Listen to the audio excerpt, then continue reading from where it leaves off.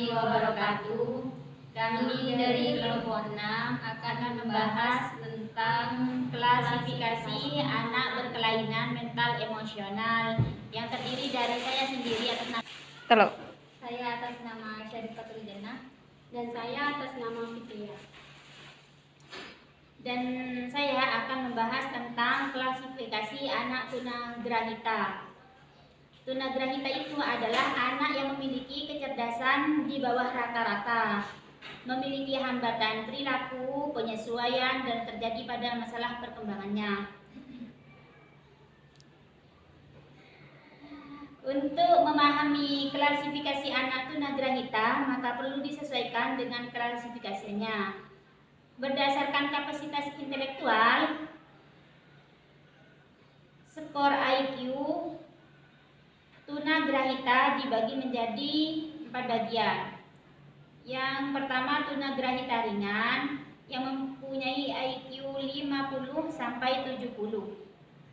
Tunagrahita sedang yang mempunyai IQ 35 sampai 50. Tunagrahita berat yang mempunyai IQ 20 sampai 30. Tunagrahita sangat berat yaitu mempunyai IQ di bawah 20. Berdasarkan kemampuan akademik, tunagrahita dibagi menjadi 3 bagian. Yang pertama tunagrahita mampu didik, yang kedua tunagrahita mampu latih, yang ketiga tunagrahita mampu rawat. Tunagrahita mampu didik dengan IQ 50 sampai 75. Tunagrahita mampu latih mempunyai IQ 35 sampai 55. Tunagrahita mampu rawat mempunyai IQ di bawah 25. Berdasarkan tipe klasifikasi pada fisik, yang pertama Down syndrome, yaitu ciri-cirinya antara lain matanya sipit, miring, telinganya kecil, lidah tebal, suka menjulur keluar. Jadi anak-anak yang memiliki ciri-ciri tersebut bisa dikatakan Down syndrome.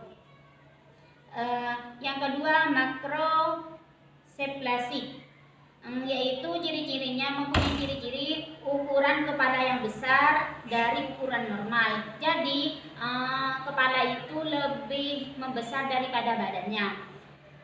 Yang ketiga mikrocephalic, ciri-cirinya ukuran kepalanya kecil, yaitu kepala lebih kecil daripada badan atau tidak sesuai.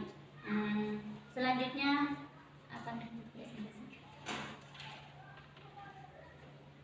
saya akan melanjutkan presentasi dari Bahoy.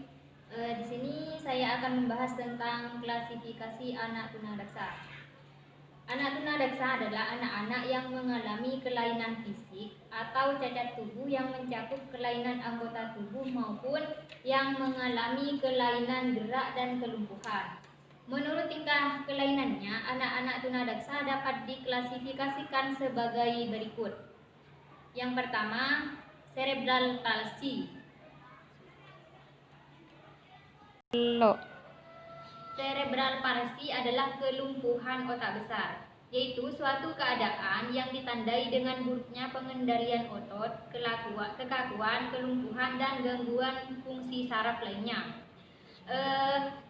CP di sini bukan merupakan penyakit dan tidak bersifat progresif atau semakin buruk. Klasifikasi dari CP menurut derajat kecacatan ada 3. Yang pertama, ringan, dapat berjalan dengan alat bantu, mampu berbicara dan dapat menolong dirinya sendiri. Sedangkan yang kedua, yang sedang, memerlukan bantuan untuk berjalan, latihan berbicara dan mengurus diri sendiri. Yang ketiga ini termasuk yang berat. Yang berat ini memerlukan perawatan tetap dalam ambulasi, berbicara dan menolong diri sendiri. Yang kedua, klasifikasi CV berdasarkan penggolongan topografi. Dilihat dari topografi yaitu banyaknya anggota tubuh yang lumpuh. Cerebral palsy dapat digolongkan menjadi 6 golongan. Yang pertama yaitu monoplegia, yang kedua hemiplegia, yang ketiga paraplegia, yang keempat diplegia, sedangkan yang kelima triplegia, dan yang terakhir itu quadriplegia. Berdasarkan letaknya, spastik adalah kelakuan pada sebagian atau seluruh ototnya. Berdasarkan letaknya, spastik adalah kekakuan pada sebagian atau seluruh ototnya. Yang kedua, dyskinesia adalah gerakan tak terkontrol serta terjadinya kekakuan pada seluruh tubuh yang sulit digerakkan. Yang ketiga yaitu ataksia, adalah gangguan keseimbangan, koordinasi mata dan tangan tidak berfungsi dan cara berjalannya gontai. Yang keempat di sini campuran atau ganda, adalah yang mengalami kelainan ganda. Yang terakhir di sini polio. Pertama, tipe spinal yaitu kelumpuhan atau kelumpuhan pada otot-otot leher, serta dada, tangan, dan kaki. Yang kedua, tipe bulbair yaitu kelumpuhan fungsi motorik pada satu atau lebih tepi tangan, ditandai dengan adanya gangguan pernapasan. Yang ketiga, tipe bulbin spinalis yaitu gabungan antara tipe spinal dan bulbair. Yang keempat, encephalitis yang biasanya disertai dengan demam, kesadaran menurun, tremor, dan kadang-kadang kejang. Selanjutnya akan dilanjutkan oleh Fitria. Baik, saya akan membahas tentang yang ketiga, C, klasifikasi anak tunalaras. Di sini klasifikasi anak tunalaras dibagi menjadi dua berdasarkan perilaku dan kepribadian. Tunalaras itu sendiri adalah anak-anak yang mengalami gangguan perilaku yang ditunjukkan dalam aktivitas kehidupan sehari-hari, baik di sekolah maupun dalam lingkungan sosialnya. Klasifikasi yang menonjol dari anak-anak berkebutuhan khusus yang mengalami kelainan perilaku sosial adalah yang pertama, berdasarkan perilakunya, seperti 1. Beresiko tinggi, hiperaktif, suka berkelahi, memukul, dan lain-lain. Kedua, berisiko rendah, autisme, cemas, ketakutan, merasa tertekan, dan lain-lain. Yang ketiga, kurang dewasa, suka berfantasi, suka berangan-angan. Yang keempat, agresif, memiliki gen jahat, suka mencuri, dan lain-lain.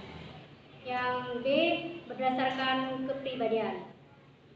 Juga ada 4. Yang pertama, kekacauan perilaku.